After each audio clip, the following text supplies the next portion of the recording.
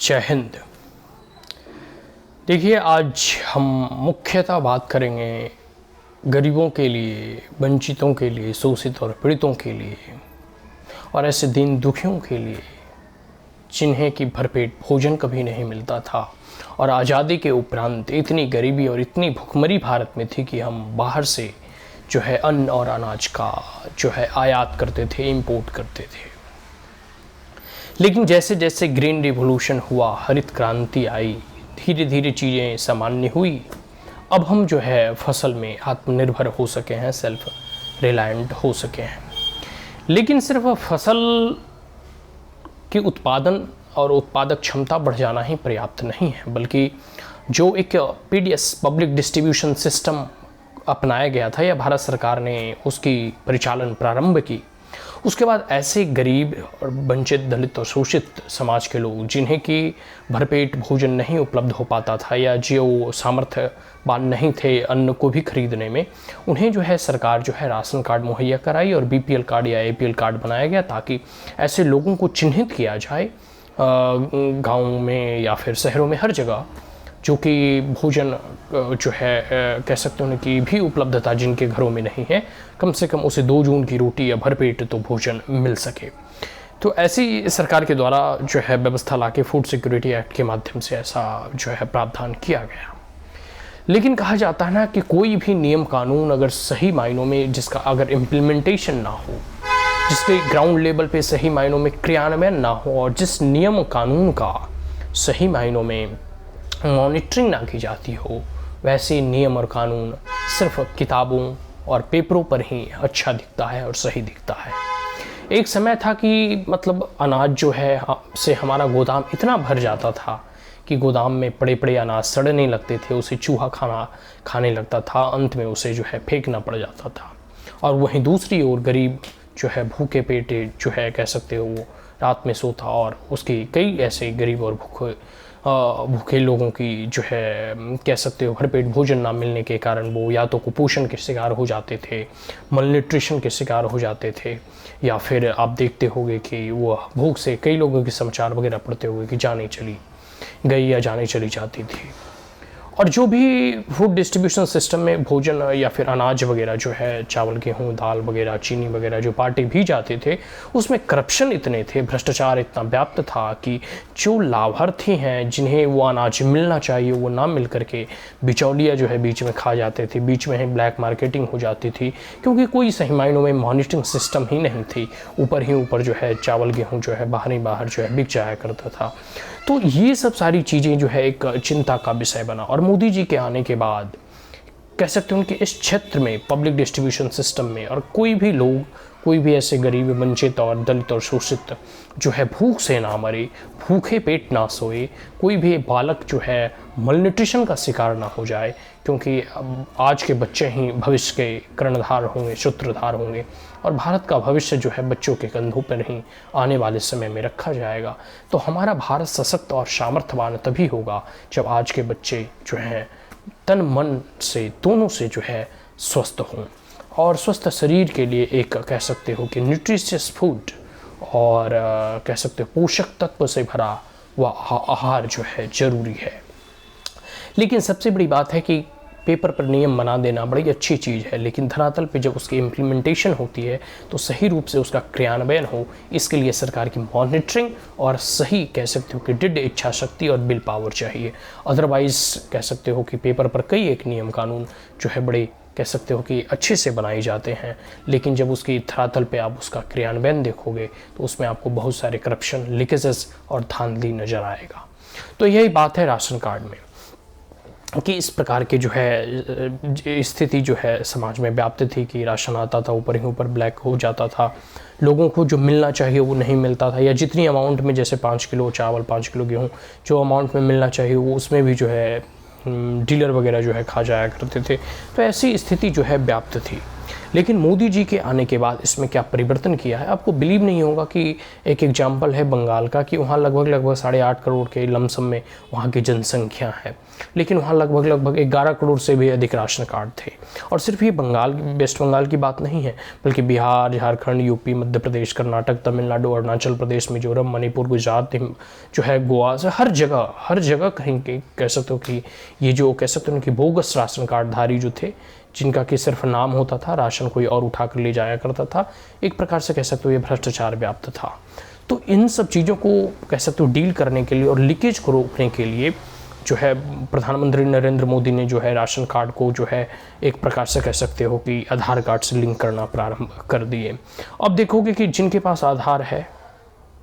वो कहीं भी भारत में किसी भी कोने में रहे वो अपना राशन उठा सकते हैं। तो एक प्रकार से सबसे पहले आधार से लिंकेज से तो ये हुआ कि जो बोगस और जो कह सकते हो फेक राशन कार्डधारी थे वो जो है लिस्ट से गायब हो गए या उन्हें हटा दिया गया, या ऐसे लोग जो यहाँ भी राशन उठा रहे थे और दूसरी जगह और वो राशन उठा रहे थे, ऐसे लोगों का जो है नाम चला गया, क्योंकि आधार कार्ड से लिंक होने के बाद अब हर व्यक्ति का एक ही जो है राशन कार्ड होगा। तो सबसे पहली बात तो है कि इससे कई ऐसे करोड़ों जो घपलेबाजी होते थे, जो करप्शन होते थे, वो जो है एक प्रकार से आप कह सकते हो कि इससे कम हुआ। और इससे सरकार को लाभ यह हुआ कि जो सही मायनों में लाभार्थी हैं उन तक अनाज पहुंच पाएगा, और जो इधर फेक अकाउंट वाले थे या फेक राशन कार्डधारी थे उन्हें जो है लिस्ट से हटा दिया जाएगा। तो सरकारों की अनाज की भी बचत हुई और लीकेजेस भी खत्म हुआ, भ्रष्टाचार भी कम करने का प्रयास किया गया। उसके बाद प्रधानमंत्री नरेंद्र मोदी के द्वारा जो one nation one ration card की जो अवधारणा या जो कॉन्सेप्ट आया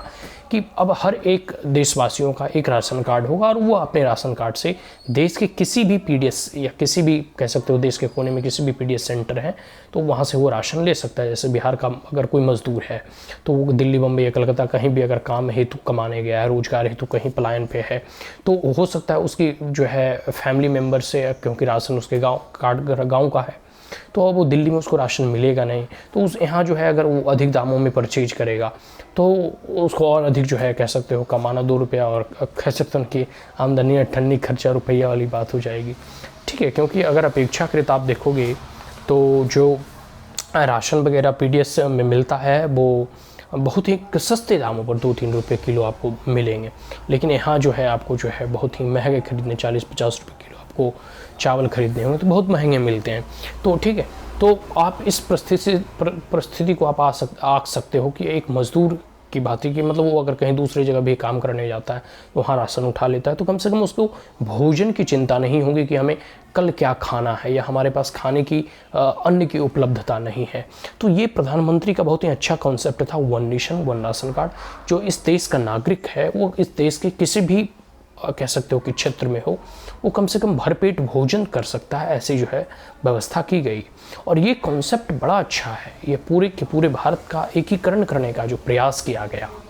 ठीक है, कि कहीं का भी गरीब हो किसी भी पीडीएस सेंटर में जो है वो राशन उठा सकता है। तो ये कितना अच्छा प्रयास है, और ख़ास करके ऐसे मजदूर और कह सकते हो वर्ग जो हमेशा पलायन पे होते हैं, जो एक जगह से दूसरे जगह जाने वाले होते हैं, जो फेरी वाले होते हैं, जो कह सकते हो एक राज्य से दूसरे राज्य, इंटर स्टेट या फिर इंट्रा स्टेट राज्य के अंदर भी, मान लो अगर कोई शिक्षा हेतु तो अपने डिस्ट्रिक्ट में गया है, जैसे कोई गांव का बच्चा जो है नवादा में पढ़ता है या हिसुआ में पढ़ता है या कहीं और भी पढ़ता है, वह वहाँ भी राशन उठा सकता है। तो ऐसी व्यवस्था कितनी अच्छी है इसका आप अंदाज़ा नहीं लगा सकते। इसका अंदाज़ा सिर्फ वही लगा सकता है जो एक मज़दूर है, जो एक कामगार है, जो एक राज्य से दूसरे राज्य पलायन पे हैं और वहाँ उन्हें भरपेट भोजन और वहाँ से वो कह सकते हो किसी भी पीढ़ी से वो राशन उठा पाने में सक्षम सिद्ध हुए हैं। तो इस मायने में तो ये सब जो है प्रयास प्रधानमंत्री नरेंद्र मोदी के द्वारा बहुत ही अच्छा किया गया। और इस लॉकडाउन में आपको मालूम ही होगा कि कितनी दयनीय स्थिति थी मज़दूरों की, जब वो जो है दोबारा वापस इसलिए जाने लगे कि भाई यहाँ 3 महीने काम बंद हो जाएंगे तो खाएंगे क्या। तो इस स्थिति को देखते हुए प्रधानमंत्री नरेंद्र मोदी ने मुफ्त अन्न योजना बांटे, और जिसका पहले राशन कार्ड था ही, तो जिसको राशन कार्ड के जरिए जो है अनाज मिल रहे थे, राशन मिल रहे थे, उसे दुगना अनाज मिलेगा, मतलब और वो अभी मुफ्त में। तो ऐसी व्यवस्था भारत सरकार के द्वारा और प्रधानमंत्री नरेंद्र मोदी के द्वारा अन्न योजना के तहत किया गया। तो आप देखोगे वर्तमान में हम एक आंकड़े यहाँ प्रस्तुत करेंगे, आपके सामने एक आंकड़े रखेंगे कि 2014 से पहले या 2014 के बाद कितना परिवर्तन हुआ, आप इस बात को जो है आप इससे अंदाज़ा लगा सकते हैं कि पहले 2014 से पहले जो है गोदामों में जो है अनाज सड़ रहे हैं, जो है बोगस कह सकते हो राशन कार्डधारी होते जो दूसरे के दूसरे नाम से राशन उठा रहे हैं, लीकेज होता था, करप्शन होता था, लोग जो पलायन करते थे उन्हें राशन उपलब्ध नहीं हो पाता था, और अगर मान लो अगर पूरी की पूरी फैमिली पलायन कर गई, गांव में कोई नहीं है तो उसका राशन कोई दूसरे उठा रहा है, उसको नहीं मिल पाता था। तो ये सब सारी समस्याएं 2014 से पहले थी। 2014 के बाद आधार कार्ड से लिंकेजेस के बाद सारे करप्शन हटे, जो रियल में बेनिफिशरी हैं अब उसी को राशन कार्ड मिलेगा। वह भारत के किसी भी कोने में अगर वो पलायन करता है, मजदूरी के लिए जाता है, वहाँ वह राशन कार्ड उठा सकता है, कहीं भी काम करता है वहाँ वह राशन कार्ड उठा सकता है। फिर जो है फेक जो राशन कार्डधारी थे वह भी लिस्ट से हट गए। तो इस प्रकार की जो है 2014 के बाद जो है मोदी सरकार के आने के बाद इतना परिवर्तन देखने को मिलता है। और अभी वर्तमान की बात करूँ तो लगभग 8 करोड़ 71 लाख लोग जो हैं अभी भारत सरकार के द्वारा इतने लोगों को 8 करोड़ 71 लाख जो है घरों या परिवारों को जो है मुफ्त में राशन जो है उपलब्ध कराए जा रहे हैं, मतलब भारत सरकार के द्वारा पीडीएस सिस्टम के माध्यम से। ठीक है, तो ये 8 करोड़ 71 लाख परिवार अपने आप में बहुत मायने रखता है। ठीक है, तो इस प्रकार से, और जब भी अन्य योजना प्रारंभ किया गया था तो लगभग 80 करोड़ लोगों को जो है अन्न बांटने का प्रोग्राम इस कोविड-19 के दौर में जो है नरेंद्र मोदी के द्वारा किया गया। तो एक अच्छा और उत्तम प्रयास है, और one nation one ration card के माध्यम से खास करके जो ऐसे गरीब, वंचित और दलित और शोषित समाज के लोग थे, या फिर जो ऐसे लोग जिनके कह सकते हो घर में अन्न की भी उपलब्धता नहीं होती थी, उनके लिए यह एक अच्छा योजना है, एक अच्छा प्रोग्राम है जो नरेंद्र मोदी के द्वारा चलाया गया। और कम से कम तमाम भारतवासियों के लिए यह सुनिश्चित तो किया गया कम से कम उन्हें भरपेट भोजन की उपलब्धता हो सके। तो यह नरेंद्र मोदी की सरकार में ऐसे गरीबों के लिए, वंचितों के लिए, शोषितों के लिए, दलितों के लिए जो है हमेशा प्रयास किए जाते हैं ताकि उनका भी उत्थान हो सके और उनका भी जो है विकास हो सके, और कम से कम वह भी भारत के समाज के जैसे अन्य वर्ग के लोग हैं वह भी अपना जीवन खुशी पूर्वक जो है जी सकें, खुशहाली से जी सकें, अपनी उन्नति और प्रगति की ओर बढ़ सकें। So vote for BJP and support for BJP. जय हिंद।